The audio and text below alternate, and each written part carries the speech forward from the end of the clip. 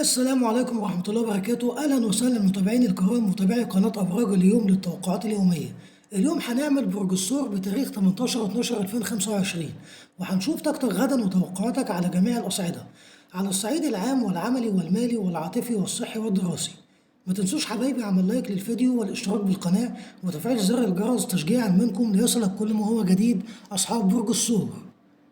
على الصعيد العام، النهارده يا ثور بتحس إنك محتاج تثبت رجليك أكتر من أي يوم فات. الأحداث حواليك ممكن تعمل لك توتر، لكن أنت قادر تتحكم في نفسك. تجاربك السابقة علمتك تتعامل مع المفاجآت بدون قلق. النهارده فرصة تفكر في أولوياتك من غير استعجال. الهدوء الداخلي ده سر قوتك الحقيقي. في موقف بسيط هيحسسك بالتردد، ده طبيعي. المهم تحافظ على توازنك وتركز على القرارات اللي ليها معنى. حاول تسمع صوتك الداخلي أكتر من أي رأي خارجي. الاستقرار النفسي بيجي من السيطرة على ردود أفعال. كل خطوة محسوبة دلوقتي هتحميك من مشاكل أكبر لاحقا. ممكن حد يحاول يضغط عليك أو يغير مزاجك، ما تسمحش لأي حد يسيطر على أفكارك. النهاردة مناسب بتقييم علاقتك ومواقفك بالوعي، واللي حواليك هيساعدك تختار الصح. حتى لو حسيت بالضغط خلي هدوءك سلاحك. كمان يا ثور، حياتك اليومية محتاجة ترتيب أكتر. الروتين ممكن يحسسك بالملل، لكن هو أساس استقرارك. حاول تظبط مواعيدك وأولوياتك من غير استعجال. الأحداث الصغيرة النهاردة هتوضح لك خطواتك القادمة. التفكير العميق النهاردة مفيد جدا لمستقبلك. في نهاية اليوم يا ثور هتحس بإحساس إنك مسيطر على زمام الأمور. مهما حصل من ضغط أنت قادر تمشي بثبات. تقييم المواقف بعقلانية هتديك راحة نفسية كبيرة. حتى لو الظروف مش مثالية انت هتتعامل معاها بصبر. الثقة في نفسك دلوقتي هي أهم حاجة. أما على الصعيد العملي، الشغل النهاردة محتاج تركيز وصبر أكتر من أي يوم فات. المسؤوليات اللي على كتافك يا ثور أكبر من المعتاد، لكن عندك القدرة على إدارتها. خليك هادي وما تحاولش تعمل كل حاجة مرة واحدة. الترتيب والتنظيم هيوفر عليك تعب أكبر. أي خطوة محسوبة هتديك نتائج أسرع. في موقف عملي هيخليك تعيد تقييم طريقة تعامل الآخرين معاك. ممكن يكون في ضغط أو سوء تفاهم. خليك واعي ومركز على الحلول بدل الشكاوي. النهاردة مناسب لإظهار كفاءتك بهدوء. العمل الجاد هينعكس على نجاحك في المستقبل القريب. كمان في فرصة صغيرة هتظهر لك اليوم لإثبات مهاراتك. ممكن تكون مهمة بسيطة أو قرار عملي. مهما كان حجم الفرصة، التزامك بيها مهم جدا. النتيجة هتبين قيمة مجهودك. مش كل حاجة محتاجة ضجة أو توضيح يا ثور. لو حسيت بملل أو ضغط، خد خطوة لراحة بسيطة هتفرق معاك كتير. الصبر على الروتين اليومي هيديك طاقة أكبر. خليك مركز على أهدافك الشخصية والمهنية. كل مجهود اليوم له أثر كبير على مستقبلك. نهاية اليوم العملي هتحس بالرضا عن اللي انت عملته. حتى لو مفيش تقدير من حد، ضميرك مرتاح. الهدوء الداخلي ده أهم من أي إشادة خارجية. استغل اللحظات الخاتمية لتقييم نفسك، وحافظ على تركيزك عشان بكرة يكون أفضل. أما على الصعيد المالي، أنت النهاردة مركز جدا على كل فلوسك وكل مصروفاتك. الوعي المالي عندك عالي ومش بتحب أي مفاجآت. لو في مصروف غير متوقع أنت قادر تتعامل معاه بهدوء. التخطيط الصغير ممكن يوفر لك حماية كبيرة في المستقبل. النهاردة الوقت مناسب للمراجعة الدقيقة لكل حساباتك. ممكن تظهر فرصة صغيرة للادخار أو استثمار بسيط. حاول ما تتسرعش وادرس كل خطوة كويس. كل فكرة مالية محتاجة تحليل قبل التنفيذ. القرارات المتهورة النهاردة ممكن تسبب ضغط في الأيام الجاية. الثبات المالي هو أهم شيء مش السرعة. لو في حد طلب منك مساعدة مالية، فكر قبل ما تديله. ساعد على قد استطاعتك من غير ما تضغط على نفسك. الكرم مهم، بس صحتك المالية أهم.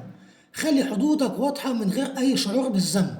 النهاردة مناسب لترتيب أولوياتك المالية. ممكن تفكر في مصدر دخل جديد، بس محتاج تخطيط.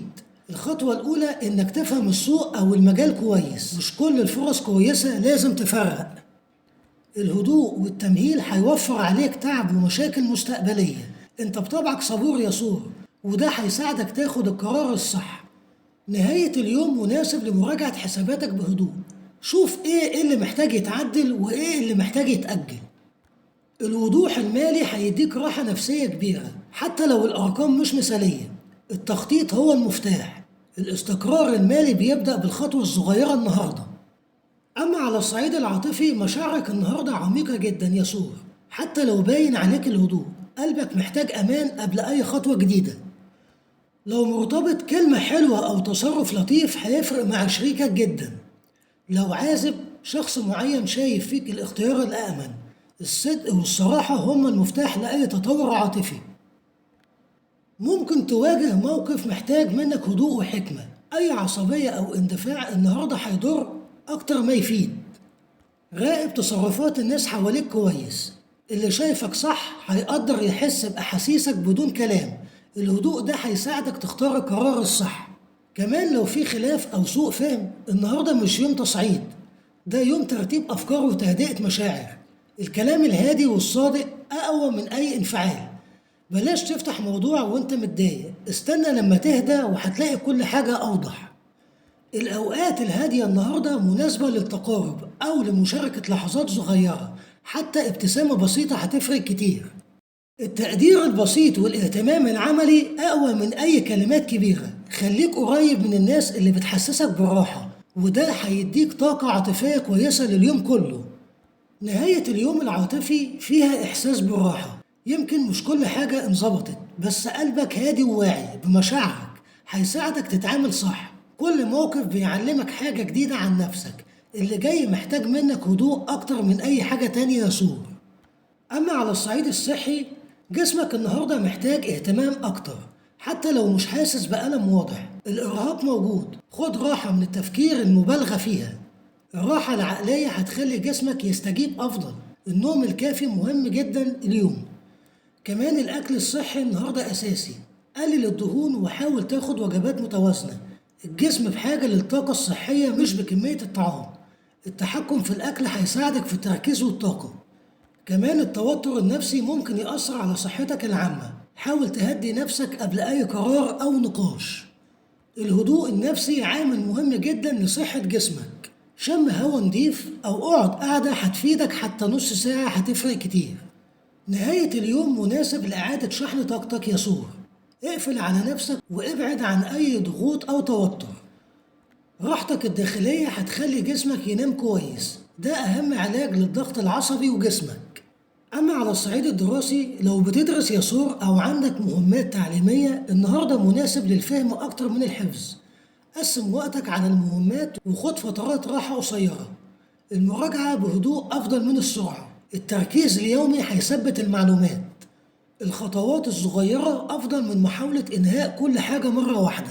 مش لازم تقارن نفسك بحد، كل واحد طريقته مختلفة. أنت بطبعك يا سور صبور، وده سر نجاحك. التركيز على نقاط قوتك أهم من النظر لنقاط ضعفك. كل حاجة بتتعلم حاجة جديدة عن نفسك، وده هيساعدك تسبق أي ضغط أو صعوبة. النهاردة صبرك وتركيزك هيفرق كتير. أي خطوة محسوبة هتديك ثقة أكبر. النجاح اليومي هو تراكم الإنجازات الصغيرة يا سور. نهاية اليوم الدراسي محتاج تشجيع لنفسك. حتى لو أنجزت جزء صغير، ده إنجاز. كل خطوة بتقربك من هدفك الأكبر. المثابرة هي المفتاح للنجاح الحقيقي. خليك دايما واثق في قدرتك. ودي كانت قراءتك النهاردة يا سور. انتظروني مع فيديو آخر وتوقعات جديدة، والسلام عليكم ورحمة الله وبركاته.